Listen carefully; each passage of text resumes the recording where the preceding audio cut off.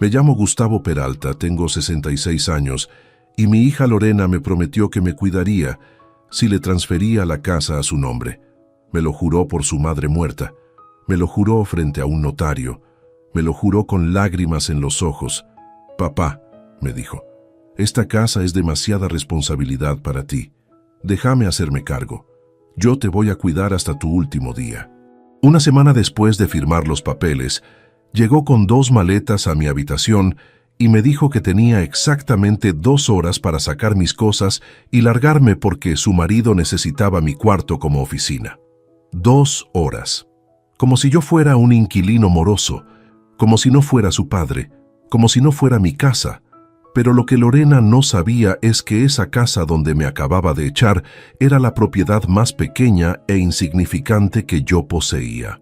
Lo que no sabía es que su padre, ese viejo tonto que acababa de manipular, era dueño de 15 apartamentos repartidos por toda la ciudad que generaban 140,000 pesos mensuales de renta. Y lo que definitivamente no imaginó es que el día que me echó fue el mismo día que la borré completamente de mi vida y de mi testamento. La historia empezó 3 meses antes de ese día terrible. Yo vivía solo en mi casa desde que Elena, mi esposa, había muerto hace 4 años. Cáncer de páncreas. Rápido y brutal. La perdí en 6 meses. Desde entonces vivía en esa casa de 3 habitaciones, sintiendo su ausencia en cada rincón. Los primeros 2 años fueron devastadores. No cocinaba, apenas comía. Adelgacé 20 kilos. Mis hermanos pensaron que iba a seguirla a la tumba, pero poco a poco encontré mi ritmo.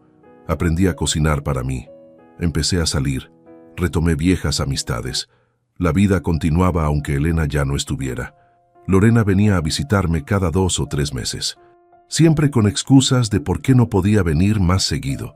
Que el trabajo, que los niños, que su marido Marcelo tenía compromisos. Siempre algo. Yo no me quejaba. Entendía que tenía su vida, sus responsabilidades. No quería ser el padre pesado que exigía atención constante. Entonces, un martes de julio, Lorena apareció sin avisar. «Papá, necesitamos hablar», me dijo con una cara seria que no le había visto antes. «Pasá, hija». «¿Qué pasa?» Nos sentamos en la sala. Ella miraba la casa como evaluándola. Las paredes, los muebles, el techo.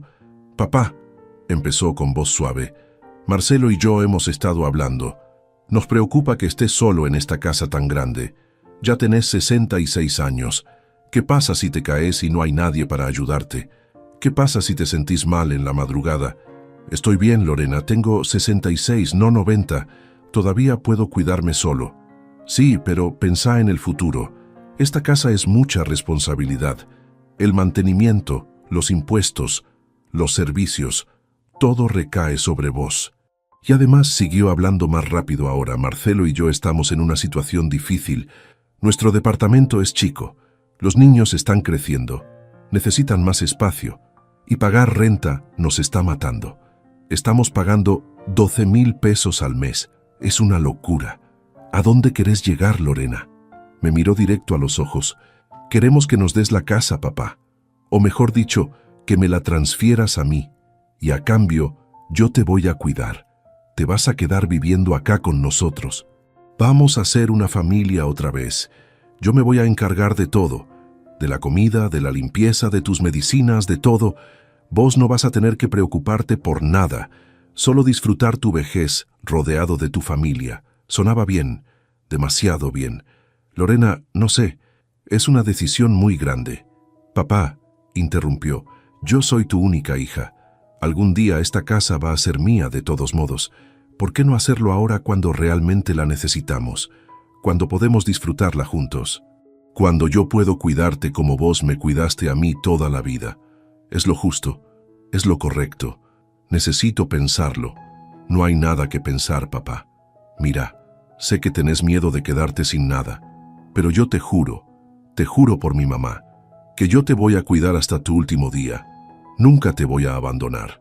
Esta va a seguir siendo tu casa, solo que legalmente va a estar a mi nombre. Nada más va a cambiar, te lo prometo». Sus ojos se llenaron de lágrimas. Eran lágrimas convincentes. Lágrimas que parecían reales. lágrimas de una hija que supuestamente amaba a su padre y quería lo mejor para él. Me dejé convencer. Durante las siguientes semanas, Lorena vino todos los días.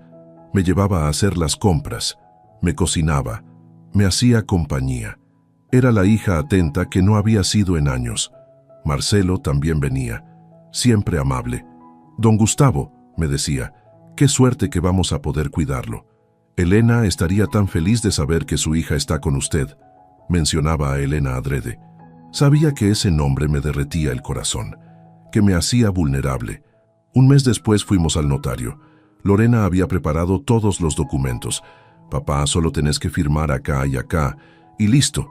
La casa pasa a mi nombre, pero vos seguís viviendo acá como siempre. Es solo un trámite legal. El notario, un hombre de 50 años con cara de haber visto todo, me miró con algo que parecía lástima.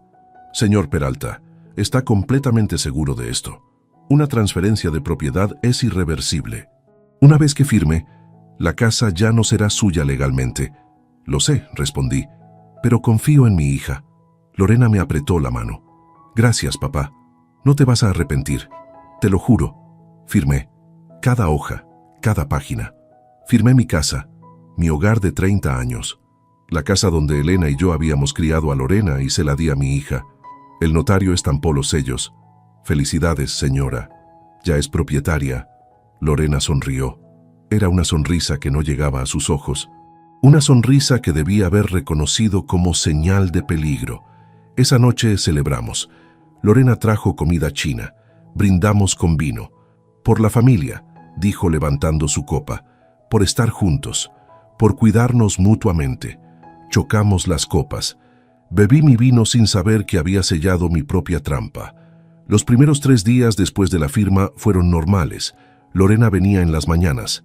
Me preparaba desayuno. Hablábamos. Parecía genuina. Pero el 4.º día, su actitud cambió. Llegó con Marcelo y empezaron a medir las habitaciones. ¿Para qué están midiendo?, les pregunté.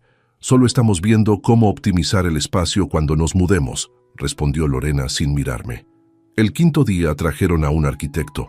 Empezaron a hablar de remodelar, de tumbar paredes, de cambiar pisos. Hablaban como si yo no estuviera ahí, como si la casa ya fuera solo de ellos. El 6.º día, Lorena llegó con un contratista. Firmaron un contrato para empezar las obras la próxima semana. Lorena, le dije, ¿qué está pasando? Dijiste que nada iba a cambiar. Ay, papá, no seas dramático. Solo vamos a hacer algunas mejoras. La casa es vieja, necesita renovación, pero no me consultaste nada. Porque es mi casa, papá. Legalmente es mía. Yo decido qué se hace acá. Sus palabras fueron como cachetadas, frías, duras, verdaderas. El 7.º día, una semana exacta después de firmar los papeles, Lorena llegó a las 9 de la mañana. Traía 2 maletas vacías. Entró a mi habitación sin tocar. Papá, empezó a meter mi ropa en las maletas. Necesito que te vayas. ¿Cómo que me vaya? ¿A dónde voy a ir? Eso no es mi problema. Marcelo necesita tu cuarto como oficina. No puedes seguir trabajando desde la sala. Y no hay espacio para vos acá si vamos a remodelar. Pero me prometiste que me ibas a cuidar. Te prometí muchas cosas, papá. La gente promete cosas todo el tiempo. No significa que las tenga que cumplir. Me quedé helado. No podía creer lo que estaba escuchando. Esto no puede ser real. Es muy real. Tenés 2 horas. Saca tus cosas importantes, ropa, documentos. Lo demás lo voy a mandar a un depósito o lo voy a vender. Todavía no decido. Lorena, sos mi hija. No puedes hacerme esto. Claro que puedo. La casa es mía. Vos ya no tenés derechos acá. Y si no te vas por las buenas, llamo a la policía y te saco por las malas. Marcelo apareció en la puerta. Él no dijo nada. Solo me miró con indiferencia. Como si yo fuera un extraño. Como si no me conociera. Como si los últimos 40 años no hubieran existido. Empecé a empacar con manos temblorosas. Ropa, fotos de Elena, documentos, las cosas más importantes. Lorena me apuraba. Date prisa, papá. No tengo todo el día. Marcelo tiene una reunión importante. Necesitamos que te vayas ya. ¿A dónde voy a ir?, le pregunté con voz quebrada. No sé. A un hotel. A casa de algún amigo. A un asilo. Donde sea. Pero no podés quedarte acá. Terminé de empacar. 2 maletas con lo poco que podía llevar. Todo lo demás, todas mis pertenencias, todos mis recuerdos, se quedaban en manos de esta mujer que decía ser mi hija, pero que era una extraña cruel. Llamé un taxi desde mi celular. Esperé en la sala con mis maletas. Lorena estaba en la cocina hablando por teléfono sobre colores de pintura, como si nada estuviera pasando, como si no acabara de echar a su padre a la calle. El taxi llegó. El conductor me ayudó con las maletas. Subí. Miré mi casa por última vez. La casa donde Elena y yo habíamos sido felices, la casa donde habíamos criado a Lorena, la casa que acababa de perder por confiar en mi propia hija. ¿A dónde vamos, señor?, preguntó el taxista. No lo sé, le respondí honestamente. Lléveme a un hotel, al que usted recomiende. Me llevó a un hotel modesto cerca del centro. No era lujoso, pero era limpio. Renté una habitación por una semana, 1.200 pesos. Subí a la habitación, cerré la puerta, me senté en la cama y lloré. Lloré como no había llorado desde que Elena murió. Lloré por mi ingenuidad, por mi estupidez, por haber confiado ciegamente. Pero mientras lloraba, algo dentro de mí empezó a cambiar. La tristeza se convirtió en enojo. El enojo se convirtió en determinación. Me sequé las lágrimas, saqué mi teléfono y llamé al licenciado Vargas, mi abogado de toda la vida. Licenciado, necesito verlo urgentemente. Mañana a primera hora. Es muy importante.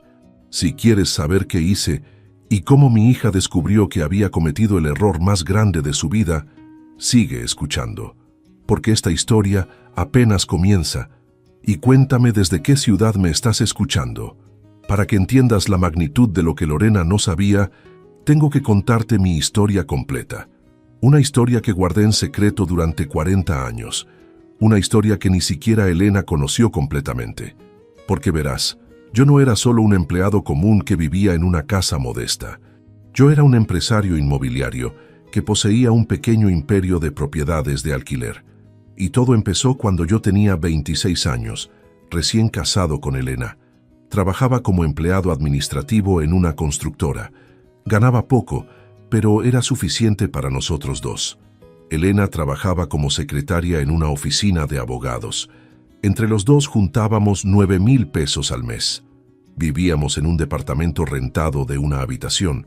Pagábamos 3,000 de renta. Era apretado, pero éramos felices. Conocí a Elena en una parada de autobús. Yo esperaba el camión que me llevaba al trabajo. Ella esperaba el suyo. Empezó a llover. Ninguno de los dos tenía paraguas. Nos refugiamos bajo el mismo toldo de una tienda. Ella sonrió. «¿Qué día para olvidar el paraguas?», me dijo. «¿Qué día?», respondí. Nos presentamos. Elena Soto, Gustavo Peralta. Nos dimos la mano. Su mano era suave, pero su apretón era firme. Llegó su autobús primero. «Nos vemos», me dijo. «Espero que sí», respondí. La volví a ver 3 días después. Misma parada, esta vez no llovía. «Hola otra vez», le dije. «Parece que tenemos el mismo horario». «Parece que sí», respondió ella sonriendo. Empezamos a coincidir todas las mañanas, a hablar, a conocernos. Le pedí su número después de 2 semanas. Ella aceptó. Nuestra primera cita fue a caminar por el Parque Central. Gratis. Compramos elotes de un vendedor ambulante. Hablamos durante horas, de nuestras familias, de nuestros sueños, de nuestros miedos. Me enamoré de ella esa tarde, de su risa, de su inteligencia, de su honestidad. Un día, el dueño del departamento, don Armando, un señor de 70 años, me llamó. «Gustavo», me dijo, «tengo que vender este edificio. Mis hijos no quieren saber nada de rentas. Quieren que venda todo y reparta el dinero. Te voy a dar la primera opción de compra». El edificio tenía 6 departamentos, cada uno rentado. Don Armando pedía 300,000 pesos por todo. Era una ganga, pero yo no tenía ni un peso ahorrado. «Don Armando», le dije, «no tengo ese dinero». «Lo sé, muchacho, pero veo que sos trabajador, honesto, buen inquilino. Te voy a hacer una oferta. Dame 50,000 de enganche. El resto lo vas pagando con las rentas que cobres de los otros 5 departamentos. En 10 años, terminas de pagarme y el edificio es tuyo». Era una oportunidad increíble. Pero 50,000 pesos era una fortuna para mí. Hablé con Elena esa noche. Amor, le expliqué, esta es nuestra oportunidad. Si compramos este edificio, en 10 años vamos a ser dueños. Vamos a tener ingresos pasivos para siempre. Pero 50,000 pesos, Gustavo, ¿de dónde los vamos a sacar? Elena tenía un punto. No teníamos ahorros. Pero entonces recordé algo. Mi padre había muerto 2 años antes. Me había dejado un terreno en el pueblo donde nací. Un terreno que yo nunca había visitado, que no me servía para nada, porque no pensaba volver al pueblo. Podemos vender el terreno de mi papá, le dije. Vendimos el terreno en 60,000 pesos. Le dimos 50,000 a don Armando como enganche. Los otros 10,000 los guardamos para emergencias. Firmamos el contrato. Yo, Gustavo Peralta, a los 26 años, era dueño de un edificio de 6 departamentos. Bueno, técnicamente debía 250,000 pesos, pero era dueño. Los primeros años fueron difíciles. Cobraba las rentas de los 5 departamentos. 15,000 pesos en total al mes. De esos 15,000 pagaba 10,000 a don Armando. Los otros 5,000 eran para mantenimiento, impuestos y emergencias. Nosotros seguíamos viviendo con nuestros sueldos. No tocábamos el dinero de las rentas, pero aprendí rápido. Aprendí a ser casero, a arreglar goteras, a pintar, a mantener contentos a los inquilinos, a cobrar puntual, a ser firme pero justo. Y después de 10 años, exactamente como prometió don Armando, terminé de pagar. El edificio era completamente mío. Para ese entonces, Lorena tenía 8 años. Vivíamos en ese mismo edificio. Las rentas de los otros 5 departamentos habían subido a 25,000 pesos mensuales. Era un ingreso increíble, pero no lo gastábamos, lo reinvertíamos.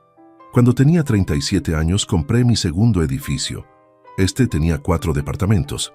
Lo compré con el dinero que había ahorrado de las rentas del primer edificio. A los 40 compré el tercero. A los 45 el cuarto. Y así seguí, comprando edificios pequeños, departamentos individuales, cualquier propiedad que pudiera generar renta. Para cuando cumplí 50 años, era dueño de 15 apartamentos repartidos por toda la ciudad, cada uno rentado, cada uno generando ingreso mensual. En total recibía 140,000 pesos de renta cada mes, 140,000 pesos que nadie sabía que existían, ni Lorena, ni mis hermanos, ni mis amigos, solo Elena y yo, y un contador privado que manejaba todo desde las sombras. ¿Por qué tanto secreto? Por 2 razones. Primero, porque no quería que Lorena creciera como niña rica. Quería que valorara el trabajo, el esfuerzo, la humildad. Si supiera que éramos ricos, se volvería mimada, floja, interesada. Segundo, porque había visto lo que el dinero le hacía a las familias. Peleas, envidias, traiciones, hermanos que dejaban de hablarse por herencias, hijos que solo visitaban a sus padres para pedir préstamos. Así que vivíamos con modestia. Nuestra casa, la casa que acababa de perder, la habíamos comprado con un préstamo bancario normal hace 30 años. Pagamos esa hipoteca con nuestros sueldos durante 15 años, como cualquier familia de clase media.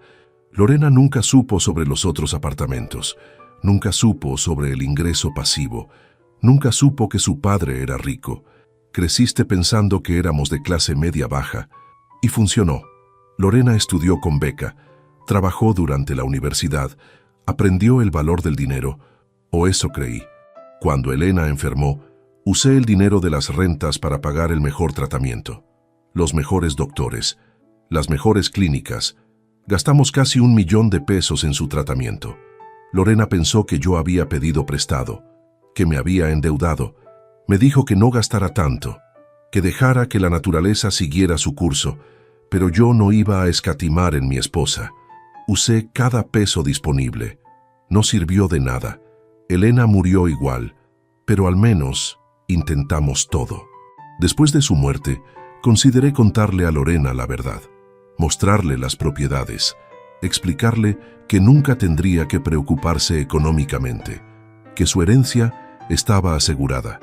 Pero algo me detuvo, intuición tal vez, o memoria de cómo había sido con Elena.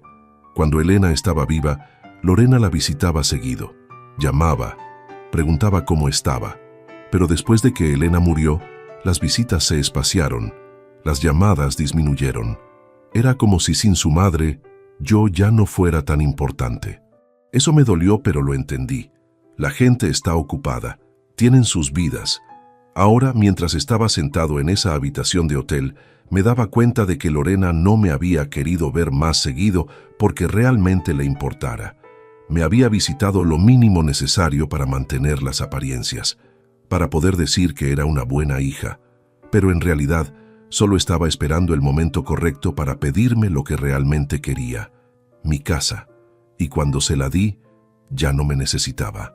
Ya no tenía que fingir, ya no tenía que pretender que le importaba. Podía mostrar su verdadera cara, y vaya si la mostró. Me echó como basura una semana después de conseguir lo que quería. Pero ella no sabía con quién se había metido. No sabía que ese viejo al que acababa de traicionar tenía recursos que ella no podía imaginar. Recursos que estaba a punto de usar de maneras que la dejarían sin aliento. Si quieres saber qué hice en esa reunión con mi abogado, sigue escuchando. A la mañana siguiente fui a la oficina del licenciado Vargas. Él me había ayudado a manejar mis propiedades durante 20 años. Era una de las pocas personas que conocía mi situación real. Don Gustavo me dijo cuando me vio entrar, «¿Qué pasó? Se ve terrible». Le conté todo. La promesa, la transferencia, la traición, la expulsión. Su cara fue cambiando de sorpresa a enojo a indignación. «Licenciado», le dije, «necesito dos cosas. Primero, ¿qué opciones legales tengo para recuperar la casa? Segundo, necesito reorganizar completamente mis propiedades y mi testamento». El licenciado se reclinó en su silla. «Don Gustavo, voy a ser honesto. Recuperar la casa va a ser muy difícil. Usted firmó la transferencia voluntariamente. No hubo fraude técnico. Su hija no lo amenazó físicamente. No lo drogó. Usted estaba en pleno uso de sus facultades mentales.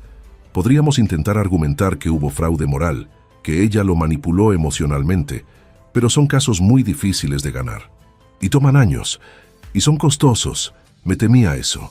Entonces olvidemos la casa. Es solo una propiedad. Tengo otras 14. Pasemos a reorganizar todo. Trabajamos durante 3 días. Primero, cambiamos la estructura de propiedad de todos mis apartamentos. Los pusimos en un fideicomiso familiar. Un fideicomiso donde yo era el único beneficiario mientras viviera. Y después de mi muerte, los beneficiarios serían mis sobrinos, los hijos de mis hermanos. Gente que sí me había tratado bien a través de los años. Gente que me visitaba, que me llamaba, que realmente se preocupaba por mí. Lorena quedó completamente fuera. En el testamento nuevo heredaría exactamente 0 pesos, 0 propiedades, nada. Había una nota explicativa para mi hija Lorena, que me prometió cuidarme hasta mi último día a cambio de mi casa, y me echó una semana después. No heredas nada porque ya recibiste tu parte, la casa, que la disfrutes. Espero que valga más que tu padre. También le pedí al licenciado que preparara una carta donde le explicaría a Lorena exactamente qué había perdido, cuánto valían mis propiedades, cuánto ingreso generaban, cuánto habría heredado si no me hubiera traicionado. Don Gustavo, me dijo el licenciado, ¿está seguro de esto? Es su única hija. Estoy completamente seguro. Ella me demostró quién es realmente. Me demostró que solo le importo por lo que puedo darle, que su amor es condicional, que sus promesas no valen nada. Así que esta es su lección, una lección que va a doler. Firmamos todo. El fideicomiso quedó establecido, el testamento quedó actualizado, todo legalmente blindado. No había manera de que Lorena pudiera impugnar nada. No había manera de que pudiera reclamar las otras propiedades, porque nunca supo que existían. Después me fui a buscar departamento. No quería seguir en el hotel. Busqué en mis propios edificios. Resulta que tenía uno disponible.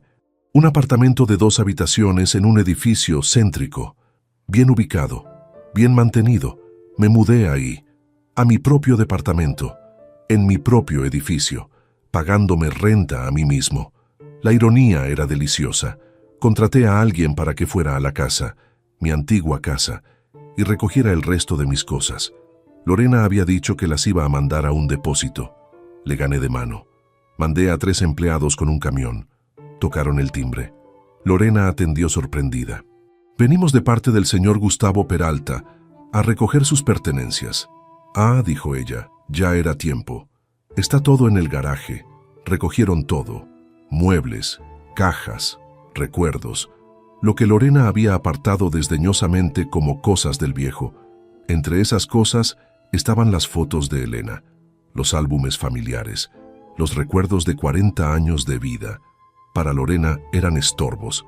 Para mí eran tesoros. Todo llegó a mi departamento nuevo. Lo acomodé con cuidado. Cada foto en su lugar. Cada recuerdo honrado. Mi departamento se convirtió en mi nuevo hogar. Y era un buen hogar. Cómodo, suficiente. Mío. Pasaron 2 meses. No supe nada de Lorena. No me llamó. No me escribió. Era como si yo hubiera dejado de existir. Como si echarme de casa hubiera sido también echarme de su vida. Estaba bien con eso. Mejor solo que mal acompañado. Seguí con mi vida. Cobraba mis rentas, administraba mis propiedades, salía con amigos, leía, veía películas, vivía tranquilo. Entonces un día recibí una llamada. Era mi hermano Ramiro. «Gustavo», me dijo, «Lorena me llamó. Está buscándote. Dice que fuiste a su casa, recogiste tus cosas y desapareciste. Que no contestas su teléfono. Que está preocupada». «Qué conveniente que esté preocupada ahora», respondí. «Decile que estoy bien, que encontré lugar donde vivir y que no quiero saber nada de ella». «Pero Gustavo, es tu hija. Es una víbora, Ramiro. Una víbora que me manipuló, que me quitó mi casa, que me echó a la calle y ahora resulta que está preocupada». «Por favor». Le conté a Ramiro toda la historia. Su reacción fue de shock total. «No puedo creerlo. Lorena hizo eso. Lorena hizo eso y más. Pero tranquilo, ella va a recibir exactamente lo que se merece». Ramiro me preguntó dónde estaba viviendo. Se lo dije. Vino a visitarme esa tarde. Cuando vio el edificio se sorprendió. «Este es un buen edificio, hermano. La renta acá debe ser cara». «Es mi edificio, Ramiro. Yo soy el dueño». Su cara fue un poema. «Sos el dueño». «¿Desde cuándo sos dueño de edificios?» «Desde hace 40 años. Ramiro, tengo 15 propiedades rentadas por toda la ciudad. Genero 140,000 pesos al mes de rentas. He sido propietario inmobiliario toda mi vida adulta. Y nadie lo sabía». Se sentó pesadamente. «Hermano, sos rico. Soy cómodo. No rico rico. Pero sí, tengo más que suficiente para vivir bien el resto de mi vida. ¿Por qué nunca nos dijiste?» «Porque no quería que me trataran diferente. No quería ser el hermano con dinero, el tío que financia cosas, el padre que sus hijos solo buscan por conveniencia. Quise ser tratado como persona, no como banco». Y Lorena no sabe nada. Cree que soy un viejo de clase media que vivía en una casa modesta. No tiene idea de que acaba de renunciar a una herencia de millones de pesos por echarme de esa casa que tanto quería. Ramiro silbó bajito. «Hermano, esto es justicia poética. Cuando ella se entere, se va a querer morir. Si se entera, porque no planeo decirle. Va a vivir el resto de su vida pensando que consiguió la gran cosa, mi casa, cuando en realidad esa casa representa menos del 5% de mi patrimonio total, y ella no va a heredar ni un peso del otro 95%. Ramiro se quedó un rato más. Tomamos café, hablamos de la vida, de la familia, de cómo las personas te sorprenden, para bien y para mal. Antes de irse me dijo: «Gustavo, siento mucho lo que Lorena te hizo, pero admiro cómo lo estás manejando. Con dignidad, con clase, sin venganzas dramáticas, solo poniendo límites. Gracias, hermano. Aprendí que la mejor venganza no es hacerle daño a quien te lastimó, es vivir bien a pesar de lo que te hicieron. Y eso es exactamente lo que estoy haciendo. Si quieres saber cómo Lorena finalmente descubrió la verdad, sigue escuchando, porque cuando lo hizo fue espectacular. 6 meses después de que Lorena me echara, seguía sin saber nada de ella. Vivía mi vida tranquilamente. Había establecido una rutina agradable. Me levantaba temprano, desayunaba mirando las noticias, Salía a caminar por el parque, visitaba a mis inquilinos para asegurarme de que todo estuviera bien. Almorzaba con amigos. Por las tardes, leía o veía series. Cenaba algo sencillo. Dormía bien. Era una vida simple pero satisfactoria. Mucho mejor que vivir con la tensión de preguntarme cuándo mi hija volvería a manipularme. Entonces un día sonó el timbre de mi departamento. Abrí la puerta y ahí estaba Lorena. Se veía diferente, más delgada, con ojeras, el cabello menos cuidado. «Papá», dijo con voz suave. «¿Qué querés, Lorena? ¿Puedo pasar?» «No, decí lo que tengas que decir desde ahí». Se retorció las manos nerviosamente. «Papá, vine a pedirte perdón. Sé que lo que hice estuvo mal, muy mal. No tengo excusas. Me dejé llevar por la codicia, por el egoísmo, y te lastimé de la peor manera posible». Lindo discurso. Lo practicaste mucho. No es un discurso, papá. Es sincero. He estado yendo a terapia, trabajando en mí misma, entendiendo por qué hice lo que hice y quiero reparar las cosas. Quiero que volvamos a tener una relación. No me interesa tener una relación con vos, Lorena. Me demostraste quién sos. Y no es alguien con quien quiero pasar tiempo, pero soy tu hija. Sos una extraña que comparte mi sangre. Nada más. Ahora, si me disculpas, tengo cosas que hacer. Intenté cerrar la puerta, pero ella puso el pie. «Papá, por favor, dame otra oportunidad». «No, ya tuviste tu oportunidad y la desperdiciaste. Ahora vivís tu vida y yo vivo la mía. Adiós, Lorena». Cerré la puerta. La escuché llorar del otro lado. Parte de mí sintió lástima, pero la parte más fuerte, la parte que recordaba estar haciendo maletas con manos temblorosas mientras ella me apuraba, esa parte no sintió nada. Se fue después de unos minutos. Pensé que sería el final, pero una semana después volvió, esta vez con Marcelo. «Don Gustavo», dijo Marcelo, «necesitamos hablar con usted». «Es urgente. No tengo nada que hablar con ustedes. Es sobre la casa, papá», interrumpió Lorena. «Hay problemas». «¿Qué tipo de problemas?» «Problemas estructurales. El inspector dijo que hay daños en los cimientos, que necesitamos hacer reparaciones urgentes. Van a costar 200,000 pesos. Y no los tenemos. Y eso es mi problema porque, dijo Marcelo, pensamos que tal vez usted podría ayudarnos. A fin de cuentas, es la casa familiar. Era la casa familiar. Ahora es la casa de Lorena. Ella decidió eso cuando me echó. Así que los problemas son de ella». «Papá», suplicó Lorena, «no tenemos ese dinero. Si no hacemos las reparaciones, la casa se puede caer. Entonces véndanla, usen ese dinero para las reparaciones de otra casa. O alquilen. No sé, no es mi problema». Intentaron convencerme durante 20 minutos. Lloraron, suplicaron. Prometieron que esta vez sí me cuidarían, que había sido un terrible error, que estaban arrepentidos. No me moví ni un milímetro. Finalmente se fueron. Frustrados, enojados, desesperados. Y ahí fue cuando Lorena empezó a investigar. Empezó a preguntarse cómo yo estaba viviendo, en qué edificio, si estaba pagando renta, quién era el dueño. Fue al registro público de la propiedad. Buscó el edificio donde yo vivía. Encontró que el dueño era Propiedades Peralta S.A. Investigó esa empresa. Encontró que tenía múltiples propiedades registradas, 15 en total. Hizo las matemáticas, estimó el valor, estimó las rentas y finalmente entendió. Su padre, ese viejo que ella había echado de casa, era millonario. Era dueño de propiedades que valían más de 20 millones de pesos, que generaban ingresos mensuales de 140,000 pesos. Y ella había heredado solo una casa vieja con problemas estructurales. Una casa que ahora le costaba dinero en lugar de generárselo. Vino corriendo a mi departamento. Tocó el timbre como loca.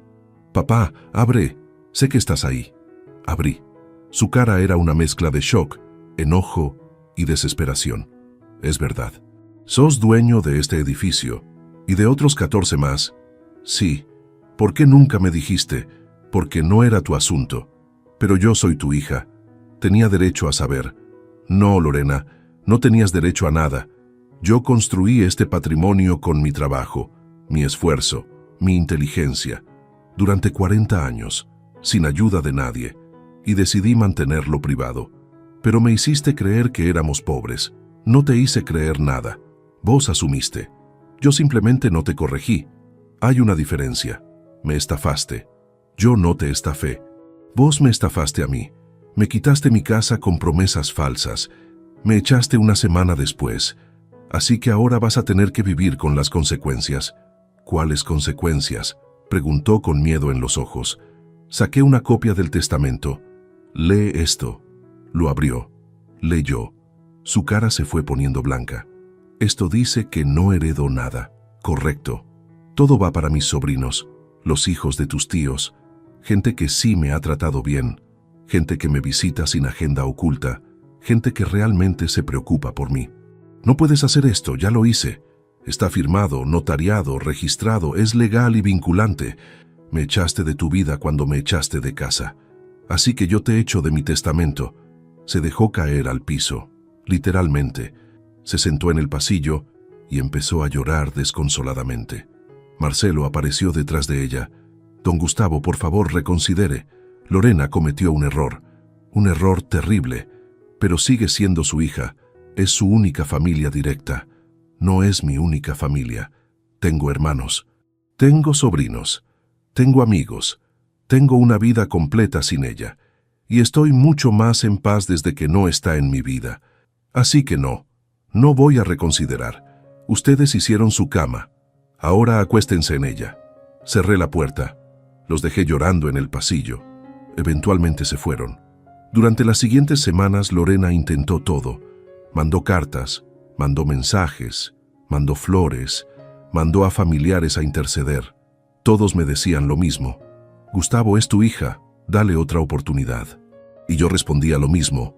Es una adulta con consecuencias. Tomó decisiones, ahora vive con ellas. Algunos familiares me entendieron. Otros pensaron que era demasiado duro, que estaba siendo cruel, que debía perdonar. Pero yo sabía algo que ellos no sabían.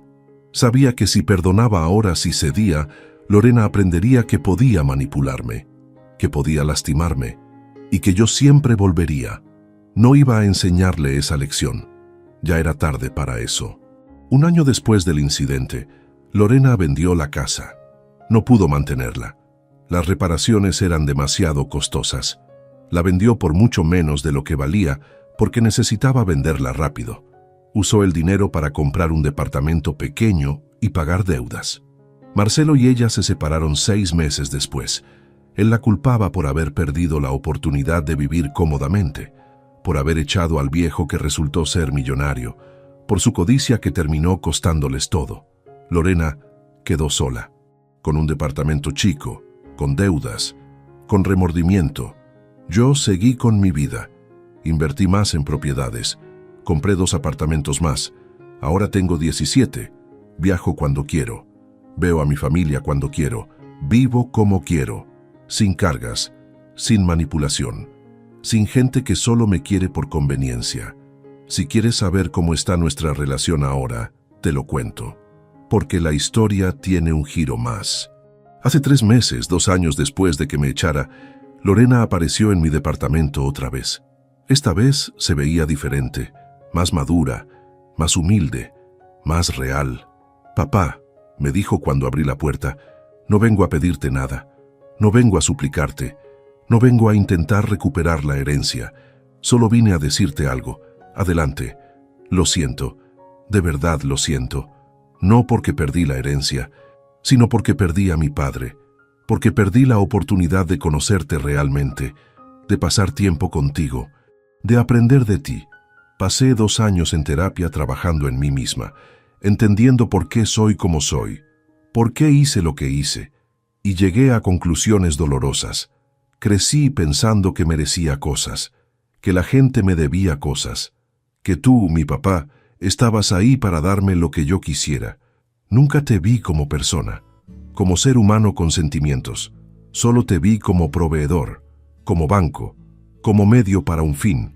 Y cuando conseguí lo que quería, te descarté, como basura, porque ya no me servías. Sus lágrimas parecían genuinas. Es la cosa más horrible que he hecho en mi vida, y he pagado por ello. Perdí mi matrimonio, perdí mi casa, perdí mi herencia, pero sobre todo, perdí a mi papá. Y ninguna casa ni ningún dinero vale eso. No espero que me perdones, continuó. No espero recuperar nada. Solo quería que supieras que lo siento, que me arrepiento, que si pudiera volver el tiempo atrás, haría todo diferente. Te cuidaría como prometí, te valoraría como merecías, te amaría como debía hacerlo siempre. Pero no puedo volver el tiempo. Solo puedo seguir adelante siendo mejor persona, trabajando en mí, intentando no repetir mis errores. La miré por largo tiempo, buscando señales de manipulación, de falsedad, pero no las encontré. Esta vez parecía sincera. Lorena, le dije, aprecio tus palabras, de verdad, y veo que has trabajado en ti misma. Eso es bueno, pero necesitas entender algo. El perdón no significa olvidar. No significa volver a la relación que teníamos. No significa que recuperes tu herencia. Significa soltar el rencor. Y yo ya lo solté. Ya no estoy enojado contigo, pero tampoco confío en ti. Y la confianza, una vez rota, es casi imposible de recuperar. Entiendo, papá. Solo te pido una cosa. Puedo venir a visitarte a veces. No para pedir nada, solo para tomar un café, para conversar, para intentar poco a poco reconstruir algo. Aunque sea una amistad, aunque ya no sea padre e hija, aunque sea solo dos personas que comparten historia. Lo pensé, era arriesgado. Podía ser otra manipulación, pero también podía ser genuino. Podía ser crecimiento real. Está bien, le dije. Podés venir el primer domingo de cada mes, 1 hora. Tomamos café, hablamos. Sin mencionar dinero, sin mencionar herencias, sin mencionar el pasado a menos que sea necesario. Solo conversación normal. Si veo que estás siendo genuina, podemos aumentar la frecuencia. Si veo manipulación, se acaba. Para siempre. Acepto, papá. Acepto completamente. Gracias. Gracias por darme esta oportunidad. Así empezó nuestra nueva relación. El primer domingo vino, trajo café y pan dulce. Hablamos de cosas superficiales. El clima, las noticias, nada profundo. El segundo domingo fue similar. El tercero se relajó un poco más. Habló de su trabajo, de sus alumnos, de su terapia. El cuarto domingo le conté sobre mis propiedades. Le expliqué cómo había construido mi patrimonio. Ella escuchó fascinada. Papá, me dijo, sos increíble. Construiste todo esto solo, con inteligencia y trabajo. Y yo nunca lo supe. Nunca te di el crédito que merecías. Han pasado 3 meses desde entonces. Lorena viene cada domingo. Nuestra relación está mejorando. Lentamente, con cautela, con límites claros. No he cambiado mi testamento. Probablemente nunca lo haga. Ella lo sabe, lo acepta. Dice que no le importa, que solo quiere recuperar a su papá. El tiempo dirá si es verdad, si su cambio es real, si realmente ha crecido. Por ahora disfruto nuestras visitas dominicales. Disfruto conocer a esta nueva versión de mi hija, y si resulta ser otra farsa, si me decepciona de nuevo, estaré bien. Porque aprendí algo importante.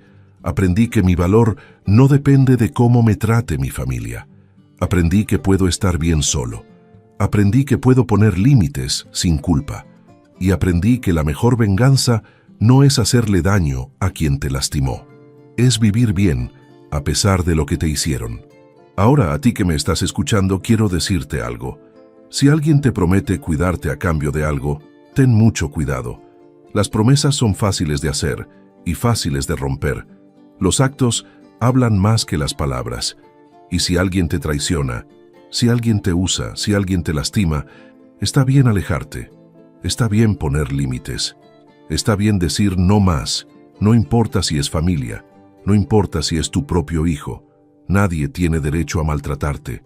Nadie tiene derecho a manipularte. Y vos no tenés obligación de aguantarlo. Mi hija me prometió cuidarme si le daba mi casa. Me echó una semana después. Perdió una herencia de millones por su traición y yo perdí a mi hija por años. Pero gané algo más importante. Gané mi dignidad, gané mi paz Gané la certeza de que puedo vivir bien sin depender de gente que me trata mal. Si ella realmente ha cambiado, quizás con el tiempo recuperemos algo. Quizás no sea padre e hija otra vez, pero quizás podamos ser amigos. Y si no ha cambiado, si esto es otra actuación, estaré bien también, porque ya no necesito su validación, ya no necesito su amor condicional, me tengo a mí mismo, y eso es suficiente. Tengo 68 años ahora. 2 años han pasado desde aquella terrible semana. Soy dueño de 17 propiedades, genero 160,000 pesos al mes, vivo cómodo en mi propio edificio, viajo cuando quiero, veo a mi familia cuando quiero, estoy en paz. Y cuando llegue mi hora, cuando finalmente me vaya de este mundo, todo lo que construí irá a personas que me valoraron, que me visitaron, que me quisieron sin agenda oculta. Ese es mi legado, no dinero, sino la lección de que las acciones tienen consecuencias, de que la familia se elige con las acciones, no con la sangre, y de que nunca es tarde para poner límites y vivir con dignidad. Cuéntame desde qué ciudad me estás escuchando, y cuéntame si alguna vez tuviste que poner límites con familia. Porque todos merecemos respeto, todos merecemos ser tratados bien, y todos tenemos derecho a alejarnos de quienes nos lastiman, incluso si son nuestra propia sangre. Gracias por escuchar mi historia.